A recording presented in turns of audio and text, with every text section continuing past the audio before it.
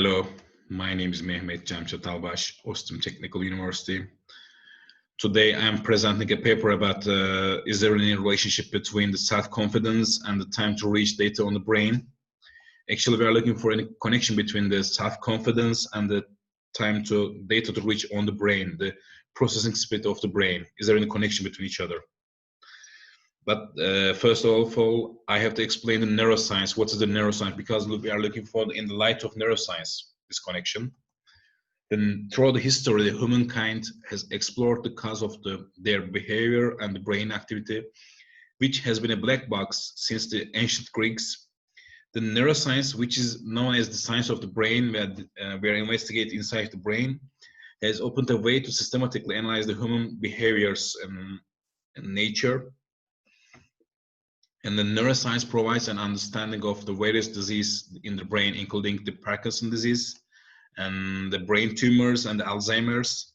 And then nowadays, the research on the brain has reached a new era thanks to brain imaging techniques such as magnetic resonance imaging, and especially the functional MR is providing functional magnetic resonance imaging technique in make some kind of big, huge and step for neuroscience area. And then neuroscience also investigates how the brain processes new information and stores inside of it, which is highly important for this field of education, especially in showing the figure over there. There will be a way to represent data, and neuroscience providing the directly. In psychology, it's indirect, in education. But in neuroscience, we can easily communicate to each other.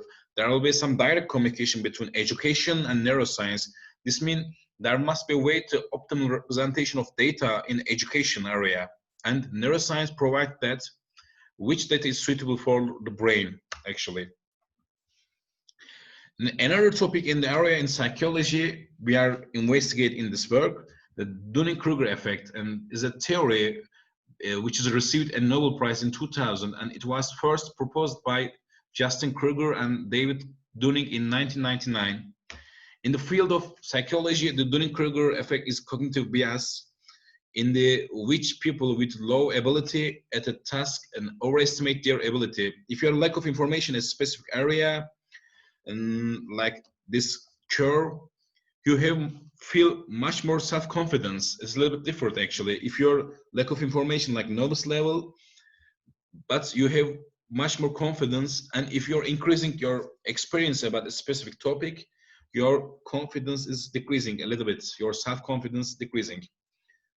And after that, if you're increasing your experience, your information, a specific information, the area, your confidence become higher than. But we are investigate this area. This is important for us because we want to find out why and what's the reason of that. Actually, there are another phenomenon in the area of the machine learning. We are calling that in the curse of dimensionality, the Bellman's curse of dimensionality, and also Bellman's give some kind of information about there must be a way to optimal representation of data in machine learning, and it's very similar to each other. If you are looking at this part, the level of the experience is actually in our machine learning problem, this is dimension. In the human, this is experience, and another one is the performance. This is another one, performance area, and this is the confidence actually. And normally, Dunning-Kruger effect, it's like represented by confidence. In the Bellman's is performance. Another way, in Dunning-Kruger effect, this is experience, the axis experience. In Bellman's, according to Bellman's, this is dimension, the number of feature. And also, it's data. Actually, it's the same. And we want to test these ideas to explain. We want to obtain Bellman's curse of dimensionality. It's a little bit hard to obtain this one. Because of that, we are working this problem, and as a result of this work, this is actually gender image classification problem. We use some male and female image to analyze that. First, we use the principal component analysis. This is the actually using for the dimension reduction and feature extraction problem. It's also very famous, the feature recognition, face recognition problems. After that, we obtain the reduction small size of dimension data. We use a support vector machine. This is a classifier actually. As a result of this proposed algorithm, we find out what is the gender of this test image actually. This is actually basic classification and machine learning problem, but we manipulate that to understand the Bellman's curve of dimensionality for this work. As a result of this our investigation process, we find two curves. First one is related with the error versus number of selected feature, the size of the data to represent. Another one is related to computation time.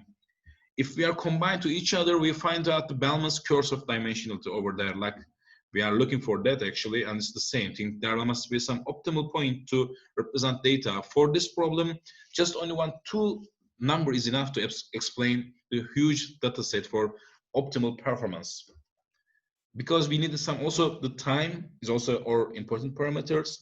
Another one is important for performance, the classifier performance, the correct classification percentage. But we want to find out what's the reason of that, because we are looking for our brain is also some kind of solver and optimizer. This means we have some kind of process like central processing unit on the computers. This means according to recent studies in the area of neuroscience, if you are using your brain too much, the information storage is increasing day by day, and also the cognitive ability of the brain is decreasing, and because of the large number of data in our brain. But this means it must be a way to represent data in our brain also. But how can we communicate each other? How can we connect these two different phenomena we are looking for to find out this way? First one is Dunning-Kruger syndrome. The another one is, the first one, Dunning-Kruger, is also related with the behavior science. The another one is related with Bellman's curve of dimensionality. This is the machine learning problem. We can easily connect to each other using the information theory like Shannon entropy, because the Shannon's entropy formula is providing some kind of value as a result of the data, and we can easily transform the data as a number of, and easily you can find that some number as a result of this Shannon entropy, and the information transformed value as a numbers we can easily represent using these formulas. As a result of our work, summary of our work, the Dunning-Kruger effect, a lack of information about specific area, and provides more self-confidence in a person. But how can be possible actually? As a result, we investigate the Dunning-Kruger and curve of dimensionality, and this means the processing speed of the brain is very important for also not only the size of the information, also the processing is very important for our brain, like Dunning-Kruger syndrome. This is the reason actually, the main reason of the self-confidence according to our work or ideas, not only experience like this one, not only experience, also highly related with the total process time on the brain. Like this one, this is performance time. Like this one, the computation time. Actually, in computer and machine learning area, this computation time. In our brain, it's also the time. It's also related with the time. But how can we connect each other? We think as a future work, information theory can provide a good way to represent this kind of connection and easily. And thank you very much for listening, and have a nice day.